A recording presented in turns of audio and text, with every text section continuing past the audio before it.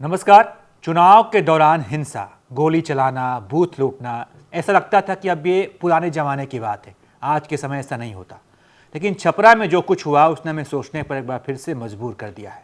वहाँ एक दिन पहले वोटिंग हुई, लोगों ने बैलेट का इस्तेमाल किया, फिर एक दिन बाद जो है वहाँ पर गोली चलती है और इस घटना में एक व्यक्ति की जान भी चली जाती है।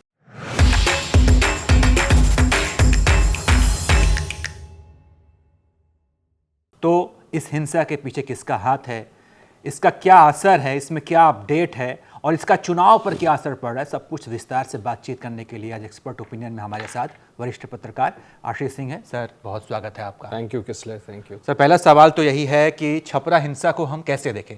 दो प्रत्याशियों का टकराव, दो जातियों का टकराव, दो पार्टियों का टकराव, और इसके पीछे किसका हाथ है हम कहें तो? अगर देखिए, जातियों का टकराव, आप खुद उस पृष्ठभूमि से आते हैं, उसको मैं डिनाई तो नहीं कर सकता, बट जितनी भी इन्विजिलेटिंग बॉडीज़ होती हैं या जो चुनाव करा रहे होते हैं, इलेक्शन कमीशन हो चाहे और भी एजेंसीज जो काम करती हैं, उनकी कोशिश होती है कि जितना इसको, बट वो ईस्टर्न यूपी और बिहार की ये रियलिटी है कि कास्ट वहाँ एक बड़ा फैक्टर होता है। But let's stick to the topic जो आप कह रहे हैं कि जो हिंसा हुई है। देखिए, ऐसा प्राइमा फेसाई देख करके, क्योंकि मैं सारण गया था चुनाव के कवरेज में, और इस बार ऐसा कहा जा रहा था किसले कि बड़ा टफ कंपटीशन है।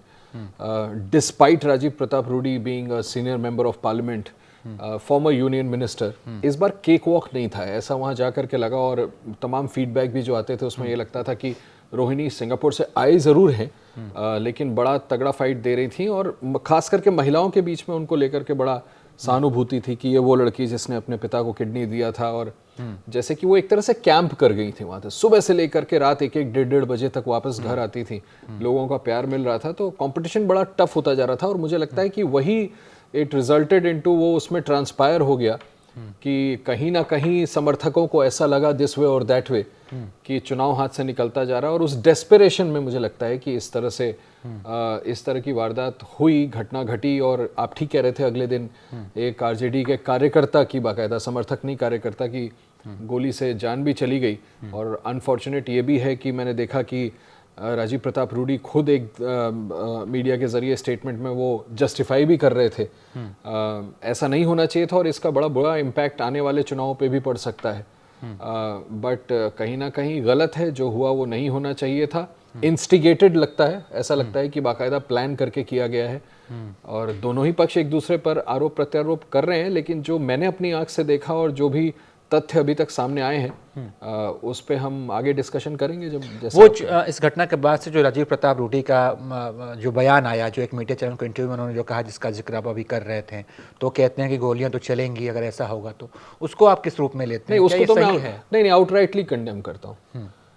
मुझे लगता है जितने समय से वो पॉलिटिक्स में एक्टिव मेंबर ऑफ पार्लियामेंट हैं, उससे ज़्यादा से मैं टेलीविजन जर्नलिस्ट हूँ। ये तो आउटराइटली कंडेम करने वाला स्टेटमेंट है कि आप जस्टिफाई नहीं कर सकते। उनका स्टेटमेंट मैं देख रहा था, और वो कह रहे थे कि भाई हज़ारों की भीड़ के साथ अगर आप चार्ज करेंगे तो बचाव में गोली तो चलेगी ही, और फिर गोलियां ही चलेंगी। ऐसा हो सकता है, मेरे शब्द कुछ गलत जा रहे हो, correct me if I am wrong, लेकिन जो उन्होंने कहा वो तो आउटराइटली कंडेम करने वाली बात है। कोई भी सेंसिबल आदमी, बैलेंस्ड माइंड उसको सपोर्ट नहीं कर सकता। ऐसा नहीं करना चाहिए था। उससे होता क्या कि जब इतना बड़ा नेता एक नेशनल चैनल पे बैठ करके इस तरह की बात बोलता है, तो वो एक तरह से इंस्टिगेट होते हैं ना, वो उस तरह के जो एलिमेंट्स हैं एंटी सोशल, उनको बल मिलता है कि देखो नेता बोल रहा है तो लगे रहो, करते रहो, गोलियां चलाते रहो, बचाएं। इस खबर पर आपकी बड़ी करीब से नज़र थी, आपके पास तमाम फुटेजेज हैं, तमाम वीडियोज हैं जिसको आपने देखा भी, और उसको हो सकता है कई ऐसे वीडियो जिसे हम टीवी पर नहीं चला सकते हैं, सोशल मीडिया पर दिखा नहीं सकते हैं, तो आपने बड़ा मतलब गहन तरीके से आपने इस मैंने माइन्यूटली देखा जरूर है।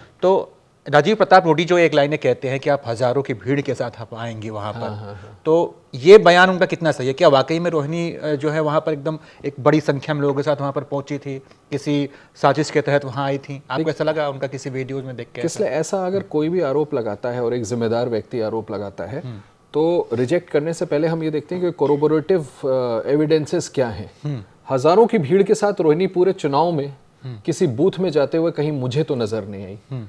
मुझे लगता है कि रूडी साहब ने ऐसा कोई विजुअल सामने पेश भी नहीं किया है तो उसको असेस करेंगी लॉ इन्फोर्सिंग एजेंसीज। एफआईआर्स दोनों तरफ से हो चुके हैं। जो वीडियोस मैंने देखे, एक तो मैं पहले क्लियर कर दूं आपके दर्शकों को, ये मेरा अपना तरीका है असेस करने का। हो सकता है वो आपका ना हो सकता है आपके व्यूअर्स का ना हो। Please allow me to have my own independent view. पहली शिकायत की थी रोहिणी आचार्य ने, मेरी बात हुई थी उनसे।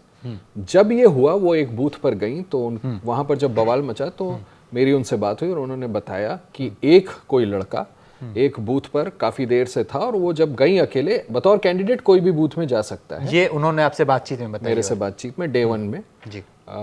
उसके बाद तो खैर मामला इतना बढ़ गया कि कोई भी स्टेटमेंट ऑन रिकॉर्ड उन्होंने नहीं दिया। रूडी साहब एक चैनल पे जरूर बैठ गए थे, लेकिन उनका ये कहना था कि एक लड़के को जब मैंने हटने के लिए मैंने उनसे पूछा कि आपका वोट हो गया है, तो हाँ हो गया, तो फिर आप यहाँ क्यों बैठे, आप यहाँ से जाइए। इसमें थोड़ी तीखी बहस हुई। रोहिणी का ऐसा कहना है कि उसके बाद जब वो लड़का रिलक्टेंटली वहां से जाने लगा तो उसने उनको भद्दी गालियां दी। एफआईआर के मुताबिक वो लड़का, और दूसरे पक्ष की तरफ से आरोप है कि रोहिणी ने उनको गालियां दी, मैं ये भी मेंशन कर दूं। लेकिन जो वीडियो मैंने देखा, जो बात मुझे रोहिणी ने बताई, उसके मुताबिक उस लड़के ने कुछ उनको अपशब्द कहे, और उसके बाद आप वो वीडियो देखेंगे या तस्वीरें देखेंगे तो आपको दिखेगा कि वो लड़का रिलक्टेंटली 4 कदम आगे जाता है और उसके बाद रोहिणी के खिलाफ नारेबाजी लगने लगती है। यानी उसके साथ कुछ और लोग पहले से मौजूद रहे होंगे। मैं यहाँ ये नहीं कह रहा हूं कि रोहिणी के साथ भी कुछ लोग नहीं रहे होंगे कुछ दूरी पर। Let me precisely point out कि जब वो बूथ पे जाती हैं तो पीछे सिर्फ सिक्योरिटी के कुछ पुलिस ऑफिसर्स या जो वहां पर गार्ड करने के लिए बूथ को सिक्योरिटी पर्सनल्स होंगे, वही होंगे। रोहिणी वहां अपनी पार्टी की तरफ से एक अकेली उम्मीदवार जरूर वीडियो में दिख रही है, इसको मैं झूठ नहीं बोलूंगा। इसलिए कहीं पर भी ये वीडियो एविडेंस नहीं है कि वो हजारों के समर्थकों के साथ, टू दी कॉन्ट्ररी इनका चार्ज है कि इनको ये पता चला कि बाकायदा वहां पर वोट छापने की कोशिश और बूथ कैप्चरिंग की कोशिश की जा रही थी। किसकी तरफ से की जा रही थी फिर मैं कहूंगा वो तो अब now it is a matter of investigation. लेकिन वो वहां अकेले गई थी, ये कहना उस वीडियो में एस्टैब्लिश नहीं होता किसले कि हजारों के समर्थकों के साथ गई थी। लोग ये कहते हैं कि वो 2 बार गई थी। अगर 2 बार भी गई थी तो यही उनका चार्ज है कि जब वो वहां पर बैठा हुआ था तो क्यों बैठा हुआ था, उसको हटाने के लिए मैं गई थी। इसके बाद मैं आपको बताऊं कि उन्होंने मुझे बोला कि उसके बाद जो समर्थक नारेबाजी कर रहे थे उसमें से कुछ समर्थकों ने, ये आरोप है, ये एस्टैब्लिश नहीं हुआ है, मैं दोहरा दूं, रोहिणी का ये आरोप है कि उनमें से काफी लोग ने एक तरह से उसको अटैक करने की कोशिश की, डंडों से, कुर्सियों से, पत्थरों से। उनका ये कहना है कि उस समय अगर मेरे साथ गार्ड नहीं होते तो इन लोगों ने मुझे मार दिया होता, मुझे कोई ना कोई शारीरिक चोट पहुंची होती। तो ये बात है वोटिंग वाले दिन शाम की। अब जो आरोप राजीव प्रताप रूडी जी ने लगाया है उसको कोरोबरेट करता हुआ कोई विजुअल तो कम से कम सामने नहीं है। और अगर इस बारे में इसमें कोई सच्चाई है जैसा कि वो आरोप लगा रहे हैं जिसकी तस्वीरें सामने नहीं है तो एफआईआर है, पुलिस वाले जांच करेंगे, फिर जिसकी जो दोषी होगा उसको सजा मिलेगी। इसके बाद फिर अगले दिन क्या हुआ? जब शाम को हिंसा भड़की फिर क्या हुआ? फिर ये मामला कैसे आगे बढ़ गया? इस लेवल तक कैसे गोलियां चलानी पड़ी? देखिए मुझे ऐसा लगता है कि मैं फिर वही कि हम और आप अब बात करते हैं एक जर्नलिस्ट के तौर पे। किसले अगर दिल्ली से गए होते और किसले देखते कि इतना क्लोज कॉन्टेस्ट है कि कहीं ना कहीं हो सकता है दूसरे पक्ष को ऐसा लगता हो कि कुर्सी हाथ से निकल ना जाए, तो संभव है कि इसमें राजीव प्रताप रूडी जी का डायरेक्टली इन्वॉल्वमेंट है नहीं है। कार्यकर्ता जो वहां मौजूद होते हैं वो on the spur of the moment किस चीज पर भड़क जाएं, क्यों ऐसा कर लें। देखो गोली चलाना और वो भी एक व्यक्ति की जान चली जाए किसले, जमाने देख लिए हम लोगों ने, ये बाकायदा प्लानिंग के साथ होती है। ये ऐसा नहीं होता है कि आप गए बहसबाजी हो गई, आप जानते हैं कि भरे चुनाव में हैं आप, कितने स्ट्रिक्ट इस पे कार्रवाई हो सकती है। तो प्लानिंग के साथ मुझे लगता है कि एक शाम पहले जो कुछ हुआ उसमें ऐसा लगा होगा कि भाई बात बिगड़ती जा रही है, 2 पक्षों के बीच में तनाव ज़्यादा बढ़ गया होगा। अगले दिन सुबह गोलियां चल गई जिसका नतीजा हमने देखा कि आरजेडी के एक कार्यकर्ता की मौत हो गई और 2 कार्यकर्ता बड़े सीवियर तरीके से घायल हुए थे। कौन था इस कंक्लूजन पे मैं अभी नहीं आ सकता, लेकिन कम से कम आरजेडी का ये आधिकारिक आरोप है कि ये राजीव प्रताप रूडी के समर्थकों ने किया। राजीव प्रताप रूडी नहीं, आरजेडी का ये आरोप है आधिकारिक तौर पर। आरजेडी के इन आरोपों में कितना दम है ये जैसा मैंने आपको बोला कि दोनों तरफ से एफआईआर की गई है, उसमें दूध का दूध पानी का पानी हो जाएगा। लेकिन ये एक सच्चाई है कि आरजेडी के कार्यकर्ता की जान चली गई और अगर ऐसा नहीं हुआ होता तो ज़्यादा बेहतर होता। आपने जो तमाम वीडियो जो फुटेजेस देखे उसमें कुछ ऐसी बात जो आप हमें बता सकें जिसे आप टीवी पर नहीं दिखाएं, लेकिन क्या था उसके अंदर कुछ? देखो वो तो मैंने आपको जैसे बताया कि उस शाम को अचानक क्या हुआ कि जब क्या होता है कैंडिडेट्स बूथ पे जाते हैं ना, आपको पता है चुनाव वाले दिन जाते हैं, देखते हैं ठीक से मैनेजमेंट चल रहा है कि नहीं चल रहा है। और हमने अमूमन देखा पूरे देश भर में ऐसा होता है, ऐसा तो है नहीं कि एक बूथ पे गए वहाँ लड़ाई झगड़ा शुरू हो गया, दूसरे बूथ पे गए वहाँ लड़ाई झगड़ा शुरू हो गया। ऐसा रोहिणी का डे 1 पे आरोप था कि उन्हें ये पता चला कि इस पर्टिकुलर बूथ पर बूथ कैप्चरिंग की कोशिश हो रही है। शाम का वक्त था, वो वहाँ गई और वहाँ उनके जाने पर जब बवाल बढ़ा, बाकी सीक्वेंस ऑफ जो कुछ भी इवेंट हुआ था मैंने आपको बता दिया, वो इतना ज़्यादा बढ़ गया, इतना बवाल बढ़ गया कि उनको जान बचाकर उन्होंने मुझसे ये बोला कि मुझ पर जानलेवा हमला हुआ है। तो मैंने जो आपसे पहले बोल रहा था, पहला शिकायतकर्ता कौन था? अगर मैं एज अ जर्नलिस्ट, अगर किसी ने एक मीडिया हाउस को अप्रोच किया है, भले ही वो कैंडिडेट तो रोहिणी थी वो। पहली रोहिणी थी, ये बताने में मुझे कोई गुरेज नहीं है, क्योंकि पहला अगर दूसरा पक्ष होता, मुझे अप्रोच किया होता या मेरे किसी कोलीग को या किसले को, तो आप मुझे काटते और बोलते कि नहीं सर, 2 मिनट पहले या 5 मिनट पहले उधर से भी फोन आया था कि रोहिणी कुछ गलत कर रही है। तो she was the first one who pointed out कि जब मुझे ये शिकायत मिली, मैं वहाँ गई और वहाँ जब रोकने की कोशिश की तो बात इस कदर बढ़ गई कि मुझ पर जानलेवा हमला हुआ। कितनी सच्चाई है ये तो पुलिस जांच करेगी, ये आरोप है रोहिणी का, और अगर ऐसा है तो ये बड़ा खतरनाक है। और वीडियो यस जो मैंने आपको बताया, पिक्चर्स जो मैंने आपको बताया, जो मैंने खुद देखे, उसमें वो बूथ में अकेली जा रही है। ये कहना सरासर गलत है कि उनके साथ 1000 तो छोड़ दीजिए, एक और दूसरा कोई नेता साथ में नहीं था, जिसमें उन्होंने उस लड़के को कहा कि आप हटिए। जब वो रिलक्टेंटली हटता है, बहुत आराम से भी नहीं हटता है, उसके बाद रोहिणी का आरोप है कि उनको अपशब्द कहे जाते हैं। 4 कदम आगे जाने के बाद नारेबाजी शुरू हो जाती है और उसके बाद उन पर वो हमला होता है जो आरोप रोहिणी लगा रही है। अब एफआईआर रजिस्टर्ड है, देखते हैं कि जांच में क्या निकलता है। दूध का दूध पानी का पानी हो जाएगा। अगले दिन गोलियां चली, एक व्यक्ति की जान चली गई। तो हम ये कह सकते हैं कि वहाँ पर 2 प्रत्याशियों के नाक की लड़ाई थी या फिर 2 पार्टियों की लड़ाई थी, 2 पार्टियों के कार्यकर्ताओं की लड़ाई थी, और ये लड़ाई जो है वो जातीय हिंसा में तब्दील हो गई है, क्योंकि सीधे सीधे 2 कम्युनिटी आमने सामने है। यस, ये आप बिल्कुल ठीक कह रहे हैं, क्योंकि ये बड़ा अनफॉर्चुनेट है कि कहीं ना कहीं बाद में लगता है कि एक कास्ट वाला ओवरटोन आ गया और कम्युनिटीज़ की लड़ाई हो गई जो नहीं होनी चाहिए थी। राजीव प्रताप रूडी लगातार चुनाव के दौरान ये माहौल भी बना रहे थे, बार बार कह रहे थे कि मेरी लड़ाई रोहिणी आचार्य से नहीं, लालू यादव से है, लालू यादव के खौफ से है। तो वो अभी भी अर्स्टवाइल पीछे के ज़माने में जाकर के लोगों को बार बार ये बताना कि लालू यादव का खौफ, लालू यादव का खौफ। तो मुझे लगता है कि बहुत ज़्यादा वॉलेटाइल हो गया, इज्जत के साथ ये चुनाव नहीं लड़ा गया। शुरू में एक दूसरे को रोहिणी कहती थी रूडी चाचा, वो कहते थे ये तो बेटी है, लेकिन आहिस्ता आहिस्ता जैसे चुनाव बिल्डअप हुआ, मुझे लगता है कि रोहिणी इतना स्ट्रांग कॉन्टेस्ट कर रही थी, जीते ना जीते देखना होगा, कि बात बिगड़ती गई। शायद ऐसा लगा हो कि यार टेम्पो बढ़ता जा रहा है, कहीं हाथ से स्लिप ना हो जाए। और उसमें होता क्या है कि नेता जो बोलते हैं उसका बड़ा स्पाइरलिंग इफेक्ट होता है वो कार्यकर्ताओं पे, और मुझे लगता है उसी का नतीजा हुआ कि इस तरह का वायलेंस हमको देखने को मिला। ये सब कुछ हुआ ये 5वें चरण के मतदान के ठीक बाद हुआ, और उसके बाद से फिर 6वें चरण की वोटिंग हुई। अब 7वें चरण का चुनाव होना है, उस दिन मतदान वोटिंग होनी है। तो इसका असर इन दोनों चुनावों पर क्या पड़ा, 6वें पर क्या पड़ा और 7वें पर क्या पड़ेगा? चूँकि आप जैसे बता रहे हैं कि हाँ, ये जातीय हिंसा में धीरे धीरे तब्दील हो गई चीज़ें, और हो सकता है कि ये एक साजिश भी हो कि भाई इसको जातीय रंग दे देते हैं ताकि वोट बैंक हम अपना अपना मजबूत कर लेते हैं। तो असर क्या देखते हैं आप? देखो, मैंने आपको पहले बोला, आप उसी पृष्ठभूमि के हैं, कितना कास्ट उसको लेकर अगर भड़का दिया जाए भावनाओं को, ऐसे भी लोग उस थॉट को कैरी करते हैं, और अगर आप उस थॉट को भड़का दें तो वो बड़ा नाक का इशू बन जाता है। बिहार में मैं जातियों का नाम नहीं लेना चाहूँगा, लेकिन निश्चित तौर पर इसका मुझे लगता है कि कोई हेल्दी इम्पैक्ट तो हुआ नहीं है। इलेक्शंस के दौरान हमने देखा, आप देखिए वहीं पर कर्फ्यू लगा दिया गया था, 2-3 दिन तक पुलिस बल को तैनात कर दिया गया था। हर जगह ये टेंशन ज़रूर बिल्डअप हो गया कि कम्युनिटीज़ अपने उनको वोट डालें, which is not healthy for वो। और अभी तो एक फेज़ का चुनाव बाकी है, अभी तो हम लोग को देखना है कि आखिरी फेज़ में क्या होता है, और इसका बड़ा रॉन्गफुल इम्पैक्ट गया है। जितना ज़्यादा रेस्ट्रेंट एक्सरसाइज करे, जितना ज़्यादा इन्फोर्स कर सके अपने आप को लॉ इन्फोर्सिंग एजेंसीज या इलेक्शन कमीशन, उतना बेहतर होगा।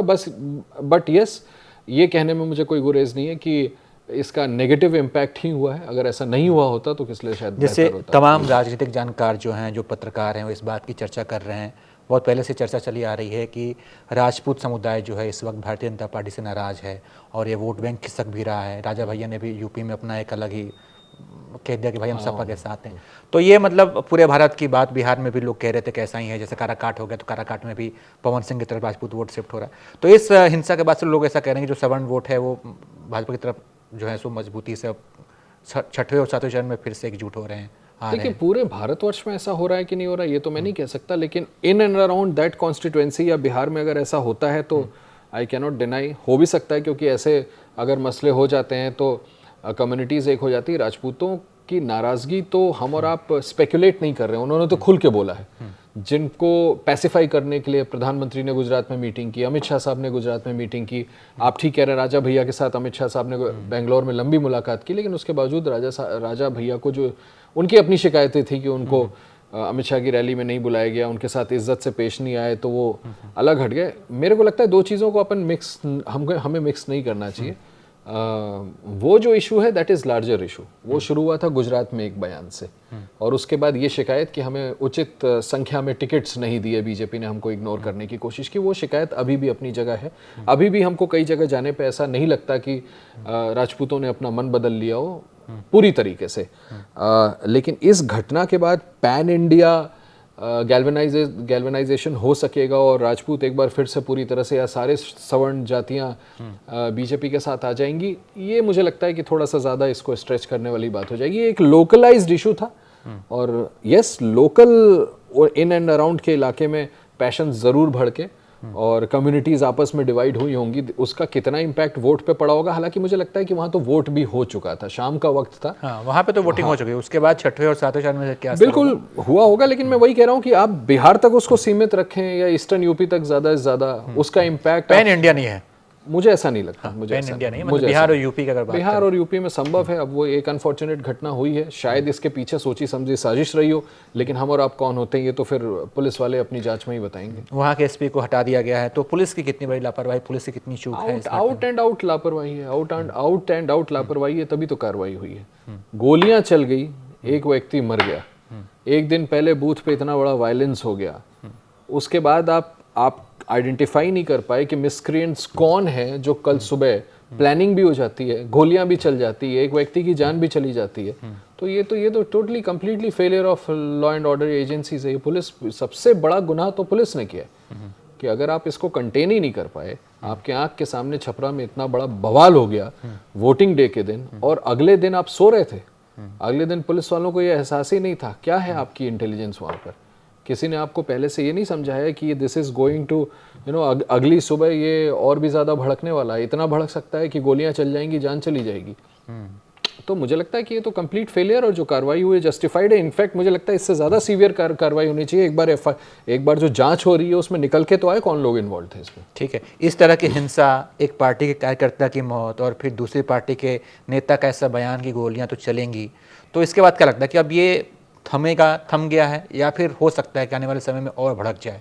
पुलिस को सतर्क रहना होगा। नहीं, मुझे लगता है पुलिस को सतर्क रहना पड़ेगा, क्योंकि जिस पृष्ठभूमि की किसले हम लोग बात कर रहे हैं, मैं फिर कह रहा हूँ कि उस पृष्ठभूमि को आप भी बहुत अच्छी तरह से लड़ाई लोगों ने बना ली। बिल्कुल, मतलब हम दिल्ली या मुंबई की बात नहीं कर रहे हैं या बैंगलोर की बात नहीं कर रहे हैं, हम उस जगह की बात कर रहे हैं जहाँ दुश्मनी पाल के लोग बैठते हैं कि तुमने हमारा मारा है ना, हमारा मौका भी आएगा। तो उसको सुलझाने का भी तरीका होता है। कम्युनिटीज़ में कॉम्प्रोमाइज़ेस भी करा दिए जाते हैं, और कई बार लॉ अपने आप को इतना स्ट्रिक्टली इन्फोर्स कर देता है कि लोगों को मान लेना पड़ता है कि नुकसान हो गया, लेकिन अब हमें आगे ऐसा नहीं करना है, सांप्रदायिक सौहार्द बना करके रखना है। लेकिन वो पृष्ठभूमि ऐसी है जहाँ पर बहुत स्ट्रिक्टली इस चीज़ को इन्फोर्स करना पड़ेगा, और मुझे लगता है कि इलेक्शन ख़त्म होने के बाद जो भी वहाँ पर मेंबर ऑफ पार्लियामेंट चुनकर आता है या आती है, उसकी भी ये जिम्मेदारी बनेगी। अगर रोहिणी भी चुन करके आ जाती हैं तो उनको भी इस बात की जिम्मेदारी तो लेनी ही पड़ेगी कि कम्युनिटी की लड़ाई भले हो गई हो, लेकिन उनके सांसद बनने के बाद कभी ऐसा नहीं होना चाहिए, और उनका पूरा एफर्ट होना चाहिए, चाहे रोहिणी हो चाहे राजीव प्रताप रूढ़ी हो, कि दोबारा से कम्युनल हार्मोनी वहाँ एस्टैब्लिश करें, क्योंकि वो एक ऐसा वोलेटाइल इलाका है जहाँ पर, यस आप बिल्कुल ठीक कह रहे हैं, वो पैशंस पनपे रहते हैं जिनको दबाना बड़ा मुश्किल होता है।